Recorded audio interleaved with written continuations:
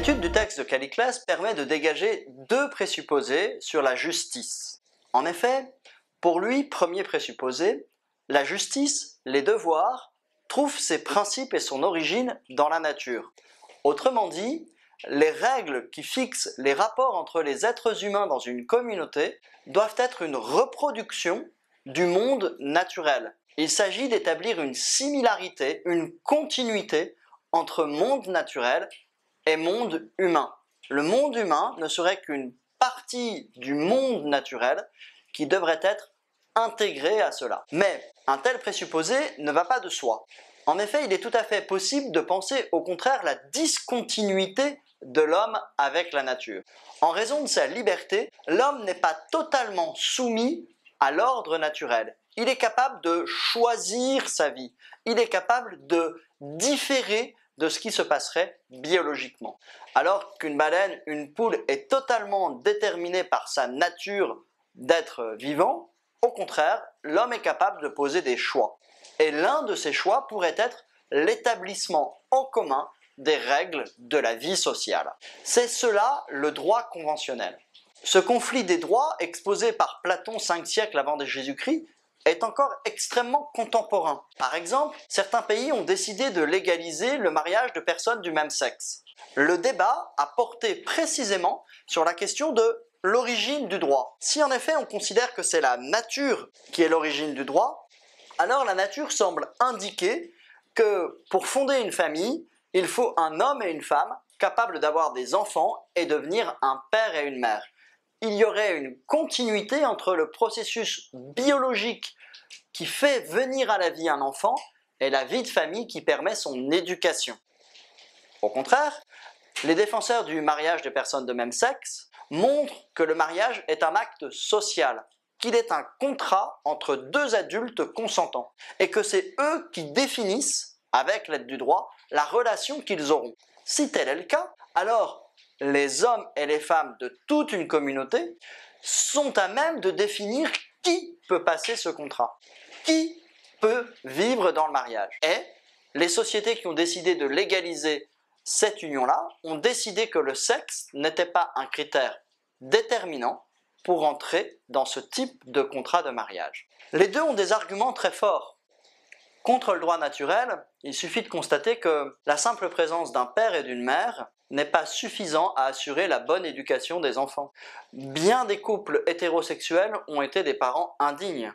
Bien des personnes n'ont pas voulu avoir d'enfants et ont eu l'enfant par surprise et l'ont souvent rejeté, ce qui crée de grands drames. Autrement dit, la vie biologique ne suffit pas à assurer l'unité de la vie familiale. Au contraire, on pourrait dire que du côté du droit conventionnel, deux parents de même sexe qui désirent un enfant, vont devoir se poser la question et vont devoir le choisir explicitement, puisque ça ne peut pas comme tomber du ciel. Il y a là quelque chose qui serait mûrement réfléchi. Et on pourrait alors se dire que ce serait un environnement favorable à l'éducation d'un enfant. Oui, mais une telle hypothèse ne va pas sans grande difficulté. En effet, ça voudrait donc dire que le lien entre les parents et leurs enfants est un lien juridique, contractuel. Or, que constatons-nous? D'abord, cela conduit à des pratiques bioéthiques qui ne sont pas sans poser problème, comme la procréation médicalement assistée ou la GPA, la grossesse pour autrui, où on demande à une femme de porter un enfant pour un couple de personnes homosexuelles hommes. Il y a là un rapport à l'enfant qui est compliqué. Puis deuxièmement, si on définit que ce rapport à l'enfant est contractuel, comme dans tout contrat, n'est-il pas possible de penser des modalités de résiliation?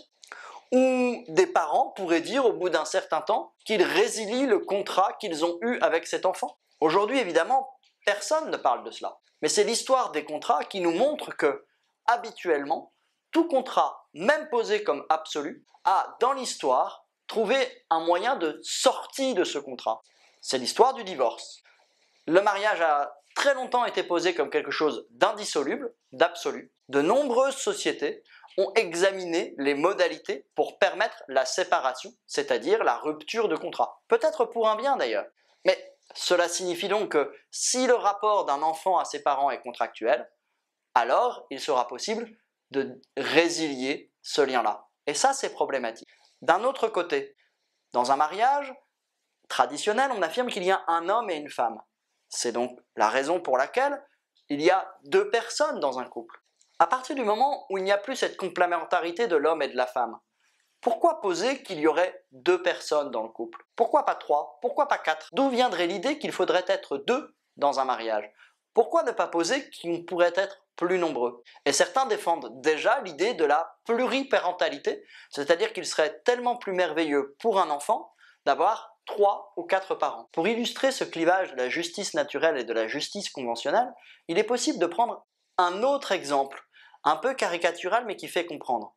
Par exemple, sur la distribution des biens et le travail. Disons d'un côté les libéraux qui affirment que le fruit du travail doit être réservé à celui qui l'a produit. C'est-à-dire que le travail serait comme une conquête par la force et que ce qui est gagné par le travail appartient à celui qui a travaillé.